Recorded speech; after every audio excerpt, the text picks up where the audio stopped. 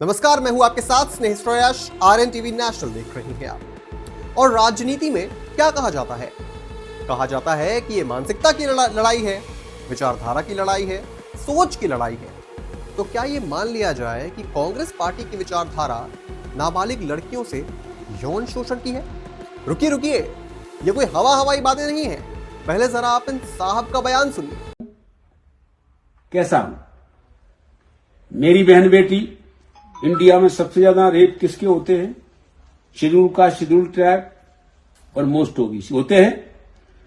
तो मेरा कहने का मतलब है, रेप की थ्योरी ये है कि कोई भी कैसी भी दिमाग का आदमी रास्ते में जा रहा है, उसे खूबसूरत अगर लड़की दिखी, सुंदर, अति सुंदर, तो उसका ब्रेन है वो इधर वो विचलित हो सकता है, तो रेप हो सकता है।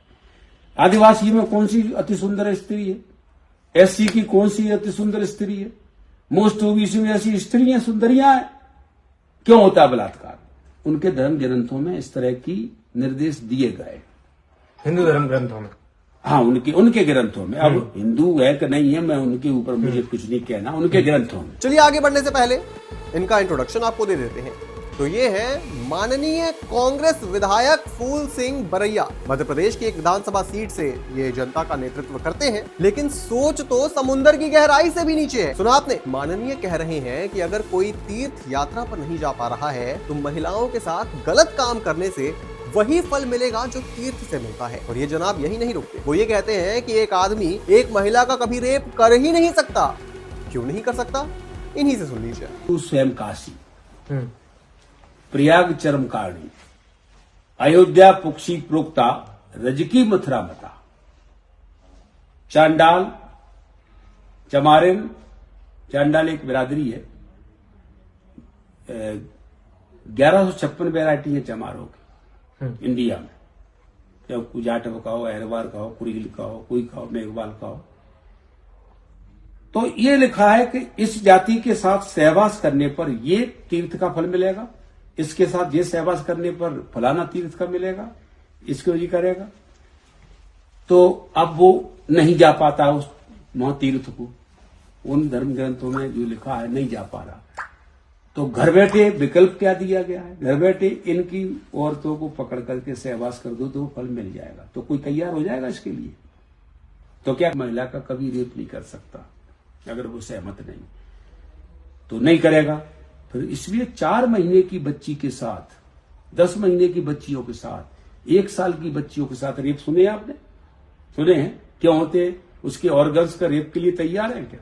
नहीं, उसे दिखाई देता है कि इस जाति की महिला के साथ या लड़की के साथ रेप करूंगा तो मुझे वो फल मिलेगा। ठीक है। आपके मन में भी इनके प्रति बिल्कुल वही विचार आ रहे होंगे जो इस वक्त मेरे मन में आ रहे हैं, लेकिन शब्दों को जरा दायरे में रखकर मेरे इनसे कुछ सवाल है। पहला सवाल, क्या देश के अंदर जितने बलात्कार हुए हैं वो सभी निचली जाति या फिर आदिवासी महिलाओं के साथ हुए हैं? दूसरा सवाल, अगर आदिवासी और शेड्यूल कास्ट की महिलाओं का बलात्कार करने से तीर्थ का फल मिलता है तो क्या कांग्रेस पार्टी इस प्रकार के बलात्कार का समर्थन करती है? तीसरा सवाल, कांग्रेस पार्टी इस प्रकार के बलात्कारियों को तीर्थ यात्री कहकर संबोधित करेगी क्या? चौथा सवाल, क्या ऐसे मामलों में आरोपियों को सामाजिक या राजनीतिक संरक्षण मिलना अपने आप में बलात्कार को प्रोत्साहन नहीं देता? पांचवा सवाल, अगर बलात्कार जैसे जघन्य अपराध पर भी राजनीतिक बयानबाजी की जाती है तो क्या यह पीड़िता के साथ दूसरा न्याय नहीं है? और सबसे अहम सवाल, क्या कांग्रेस पार्टी देश के अंदर एक नए प्रकार का जातिवाद लाना चाहती है जिसमें अपराधियों को खुल्लम खुल्ला अपराध करने की इजाजत होगी और उसे तीर्थ का नाम दे दिया जाएगा? और जाहिलियत की भी हद है। मतलब पहले कांग्रेस पार्टी के नेता इस प्रकार की बयानबाजी करते हैं, फिर जब चुनाव में मुंह के बल गिर जाते हैं तो वोट चोरी का आरोप लगा देते हैं। ये मानसिकता महिलाओं को इंसान नहीं बल्कि साधन की तरह देखने की सोच को दर्शाती है।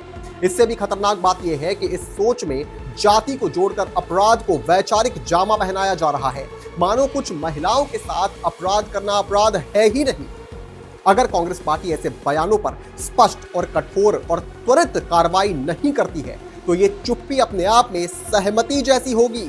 कांग्रेस खुद को प्रगतिशील, संवैधानिक और महिलाओं के अधिकारों की पक्षधर बताती है, लेकिन जब उस पार्टी के जनप्रतिनिधि बलात्कार जैसे जघन्य अपराध को धार्मिक पुण्य से जोड़ देते हैं और पार्टी नेतृत्व उस पर निर्णायक रुख नहीं अपनाती है, तो सवाल उठता है कि क्या कांग्रेस की राजनीति अब इतनी संवेदनहीन हो चुकी है कि उसे पीड़ित का दर्द नहीं दिखता, बल्कि बयान देने वाले नेता की जाति और वोट बैंक ज्यादा दिखाई देते हैं।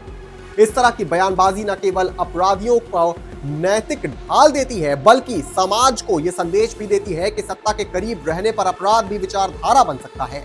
यही वजह है कि जनता कांग्रेस से ये पूछने को मजबूर है कि क्या ये वही पार्टी है जो संविधान, समानता और महिलाओं की गरिमा की बात करती थी, या अब ये एक नई खतरनाक मानसिकता को सामान्य बनाने की कोशिश कर रही है। और अब ऐसे बयानों के बाद भी आत्ममंथन के बजाय चुनाव हारने पर वोट चोरी का रोना रोया जाता है, तो ये साफ हो जाता है कि समस्या ईवीएम या जनता की नहीं, समस्या सोच की है, मानसिकता की है और उस राजनीति की है जो अपराध को भी विचारधारा के चश्मे से देखने लगी है। इस पूरी खबर पर आपकी क्या राय है दोस्तों? कमेंट बॉक्स में जरूर लिखते जाइएगा और तमाम बड़ी खबरों से जुड़े रहने के लिए आप देखते रहें RNGV नेशनल।